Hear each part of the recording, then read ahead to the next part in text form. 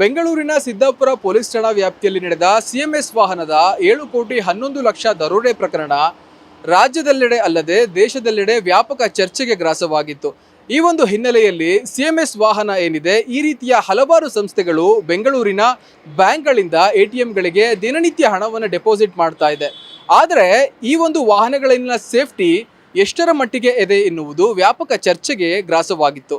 ಈ ಒಂದು ಹಿನ್ನೆಲೆಯಲ್ಲಿ ಬೆಂಗಳೂರು ಪೊಲೀಸ್ ಕಮಿಷನರ್ ಆಗಿರುವ ಶ್ರೀ ಸೀಮಂತ್ ಕುಮಾರ್ ಸಿಂಗ್ ಅವರು RBI ಮೂಲಕ ಸಭೆಯನ್ನ ನಡೆಸಿ ಈ ಒಂದು ಸಂಸ್ಥೆಗಳಿಗೆ ಚಾಟಿಯನ್ನ ಬೀಸಲು ಮುಂದಾಗಿದ್ದಾರೆ. ಅಂದ್ರೆ DCB ವ್ಯಾಪ್ತಿ ಪ್ರದೇಶಗಳು ಏನಿದೆ, ಆ ಒಂದು ಪ್ರದೇಶಗಳಲ್ಲಿ ಬರುವ ಸಹಕಾರಿ ಬ್ಯಾಂಕ್ ಆಗಿರಬಹುದು ಅಥವಾ ಯಾವುದೇ ರೀತಿಯ ಬ್ಯಾಂಕ್ಗಳ ಲಿಸ್ಟ್ಗಳನ್ನು ಪಡೆದು ಅದರಲ್ಲಿ ಯಾವ ಯಾವ ಸಂಸ್ಥೆಗಳು ಅವರಿಂದ ATMಗಳಿಗೆ ಹಣವನ್ನ ರವಾನೆ ಮಾಡ್ತಾ ಇದೆ, ಆ ಒಂದು ಸಂಸ್ಥೆಗಳಿಗೆ ಒಂದು ನಿಯಮವನ್ನು ರೂಪಿಸುವತ್ತ ಶ್ರೀಯುತ ಸೀಮಂತ್ ಕುಮಾರ್ ಸಿಂಗ್ ಅವರು ಒಂದು ಯೋಜನೆಯನ್ನ ರೂಪಿಸಿದ್ದಾರೆ ಅಂತ ಅಂದ್ರೆ ತಪ್ಪಿಲ್ಲ.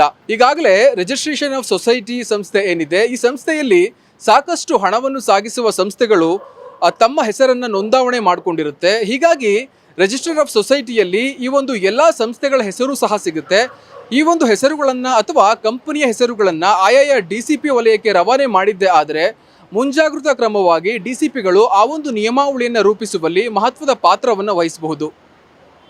ಅದೇ ರೀತಿ CMS ವಾಹನದಲ್ಲಿ ಇರುವ ಸಿಬ್ಬಂದಿಗಳ ರೀತಿಯಲ್ಲೇ ಎಲ್ಲ ಸಂಸ್ಥೆಗಳಲ್ಲಿಯೂ ಸಹ ಸಿಬ್ಬಂದಿಗಳು ಇರ್ತಾರೆ. ಈ ಒಂದು ಸಿಬ್ಬಂದಿಗಳನ್ನು ಆರಿಸಿಕೊಳ್ಳುವಾಗ ಅಥವಾ ಕೆಲಸಕ್ಕೆ ತೆಗೆದುಕೊಳ್ಳುವ ಸಂದರ್ಭದಲ್ಲಿ ಅವರ ಒಂದು ಮೂಲ ದಾಖಲಾತಿಗಳನ್ನು ಪರಿಶೀಲನೆ ಮಾಡಿದ್ದೇ ಆದರೆ ಈ ರೀತಿಯ ಎಡವಟ್ಟುಗಳನ್ನು ಮುಂದಿನ ದಿನಗಳಲ್ಲಿ ಕಡಿಮೆ ಮಾಡಬಹುದು. ಕ್ಯಾಮರಾ ಪರ್ಸನ್ ಅಭಿ ಜೊತೆ ಗಿರೀಶ್ ವಸಿಷ್ಠ, ಬೆಂಗಳೂರು.